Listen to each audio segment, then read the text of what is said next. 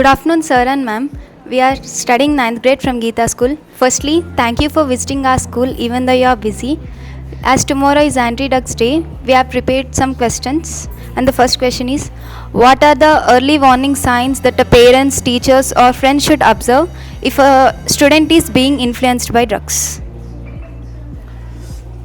ఏంటంటే స్పెషల్ ఇప్పుడు ఈ డ్రగ్స్ రిలేటెడ్ వాటిలలో పిల్లలు మాదక ద్రవ్యాలకు లోనవుతున్నాడు అని చెప్పేసి ప్రారంభ సంకేతాలు ఏముంటాయి అని అంటే చదువుపై ఆసక్తి తగ్గడం, తరచూ పాఠశాలకు గైర్హాజరవ్వడం, కొత్త అనుమానాస్పద స్నేహితులతోటి పరిచయం పెంచుకోవడం, మరియు కోపం, చిరాకు, మానసిక స్థిరత్వం లేకుండా చేయడం, కుటుంబ సభ్యులకు దూరంగా ఉండడం, తరచూ పేరెంట్స్ను డబ్బు అడగడం, కళ్ళు ఎర్రబడడం, ఆందోళన, ఇట్లాంటి లక్షణాలు మనం వాళ్ళలో గమనించవచ్చు. ఇట్లాంటి లక్షణాలు కనిపించిన వెంటనే వాళ్ళ తల్లిదండ్రులకు కానీ మరియు పేరెంట్స్కి కానీ ఈ యొక్క సమాచారాన్ని తెలియజేయాల్సి ఉంటుంది.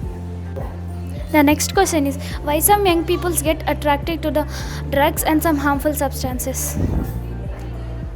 వై బికాస్ యువత కొందరు స్నేహితుల ఒత్తిడి, స్ట్రెస్, ప్రెషర్ మరియు కుటుంబ సభ్యులు, సోషల్ మీడియా ప్రభావం, లేదంటే కొన్ని మనం చేయలేని సాహసాలు చేస్తాము అని చెప్పేసి ఆకర్షితులు అవ్వడం. ఇంకొకటి ఏంటి అంటే కొన్ని సందర్భాల్లో మొదటగా ఒకసారి ప్రయత్నం చేద్దామన్న ఆలోచనతోటి స్టార్ట్ చేస్తారు.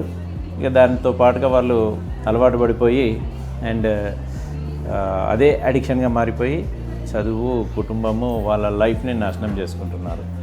పిల్లలు మరియు యువతలో డ్రగ్స్ వాడటం నివారించడానికి కుటుంబం వారు, పాఠశాల వాళ్ళు ఎలాంటి పాత్రలు పోషించాలి?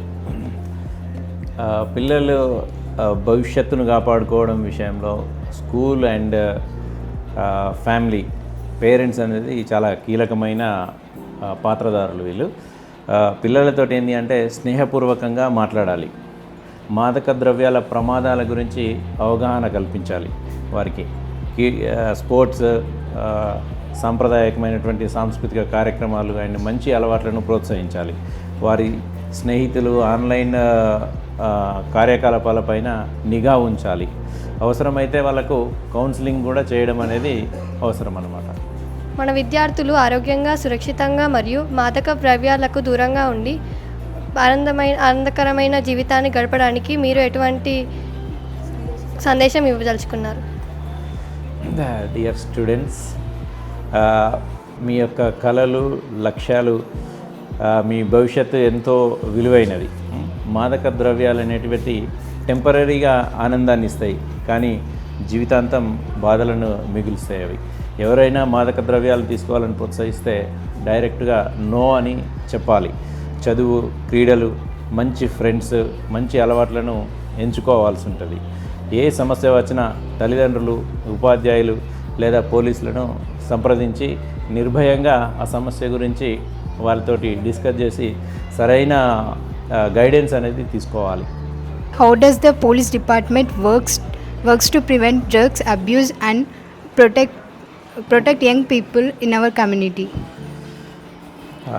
పోలీస్ డిపార్ట్మెంట్ నుంచి యాక్చువల్లీ ఈగల్ ఫోర్స్ అని చెప్పేసి ఒక ప్రత్యేకమైనటువంటి విభాగాన్ని కూడా ఈ డ్రగ్స్ రిలేటెడ్ వాటిని కంట్రోల్ చేయడానికి ఒకటి ఏర్పాటు చేయడం జరిగింది.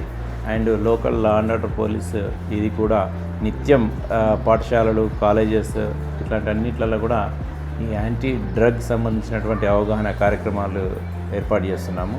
మాదక ద్రవ్యాల విక్రేతలు మరియు సరఫరాదారులపై కఠినమైనటువంటి చర్యలు తీసుకుంటుంది. అనుమానాస్పద ప్రాంతాలపైన నిఘా ఉంచుతుంది. తల్లిదండ్రులు, ఉపాధ్యాయులు మరియు ప్రజలతో కలిసి పనిచేస్తుంది. ప్రజల నుంచి వచ్చే సమాచారాన్ని గోప్యంగా ఉంచుతూ వాటిపైన చర్యలు తీసుకుంటుంది. మరియు మా లక్ష్యం యువతను రక్షించి మాదక ద్రవ్య రహిత సమాజాన్ని నిర్మించడమే లక్ష్యంగా ఎంచుకొని ముందుకు నడుస్తుంది. మాదక ద్రవ్యాలు తీసుకున్న వారికి మళ్ళీ కలిగి ఉన్న వారికి చట్ట ప్రకారంగా ఎలాంటి శిక్షలు వేయబడతాయి? ఎస్, మాదక ద్రవ్యాలకు రిలేటెడ్ సంబంధించి ఎన్డీపీఎస్ యాక్ట్ అనేది మనకు యాక్ట్ ఉన్నది. ఈ యాక్ట్లో ఆల్ ప్రొహిబిటెడ్ డ్రగ్స్ ఏదున్నా కూడా వాటి రిలేటెడ్ కలిగి ఉన్న వాటిని సరఫరా చేసిన, తయారు చేసిన వాటికి డిఫరెంట్ శిక్షలు ఉన్నాయి. వాటి యొక్క క్వాంటిటీని బట్టి డెత్ పెనాల్టీ కూడా ఉంది అందులో మనకు. రవాణా చేయడం, సరఫరా చేయడం ఇవన్నీ కూడా జైలు శిక్ష మరియు భారీ జరిమానాలు ఉన్నాయి అందులో.